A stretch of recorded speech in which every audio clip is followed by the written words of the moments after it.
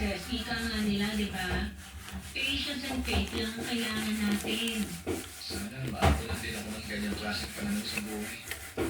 Ang gaan siguro sa pakiramdam na laging positive yung tingin mo sa mundo. Ganito kasi yan. Dapat isipin mo na lang na laging bilog ang mundo. Which is totoo naman. Pero kung i-relate mo siya sa buhay, parang mundo lang din yung buhay natin na paikot-ikot lang. Sasabihin ko sana na minsan nasa tuktok, minsan nasa ilalim, pero masyado ng cliche yun eh.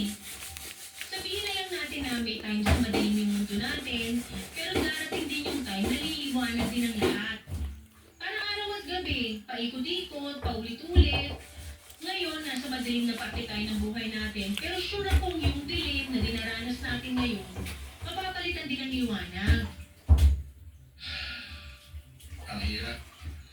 Paano kung hindi na tayo makalabas sa dilim na sinasabi mo? Paano hindi? Nasa bukang liwayway na tayo, oh. May sagot na sa mga problema natin. Kailangan na lang natin gawan to ng solusyon.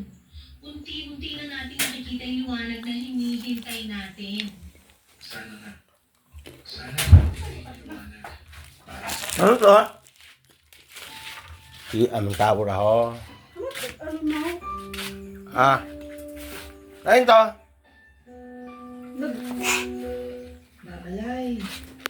Tagna-sana na. Di, anay. Nakausuon dyan na son. Kung hamat hindi kami makabuo-buo nga. Bas ko singaw. Ay, wako gid pamatsan sang asawa nga imaw. May una ano, may link una, may link. Hindi pa buksi. Meron pa din pamukha. Hindi pa buksi. Kaya imaw nga katuyangan. Ang bukod at pareha sa daimog lang ako dati. Nag-umpisa kami naman. Nawarubos. Makaroon na sa iba. Ang dahila. Ay, din try Una. na kung sindihan it ulan. Doon magamit. Sus, mabok na dong. Ginbalik na ako sa dati. Pero pag Nabot ang panit. Sunod ko. Nagbalik yung pagiging sweet ni Albert. Napasobrahan yung tanga nila sa punto nga medyo tonyaw sa ako, sa akong sarili. Di anay, may sungaw ah. Dahil adlaw-adlaw, nasabihan ako. Medyo nalitan kita ako tumukumabalay dahil Oh, ukot. Ay, gago. Hoy, mo matagali. Dahil atin ang klase pangabuhi. Ukot na. Makita ang maagyan.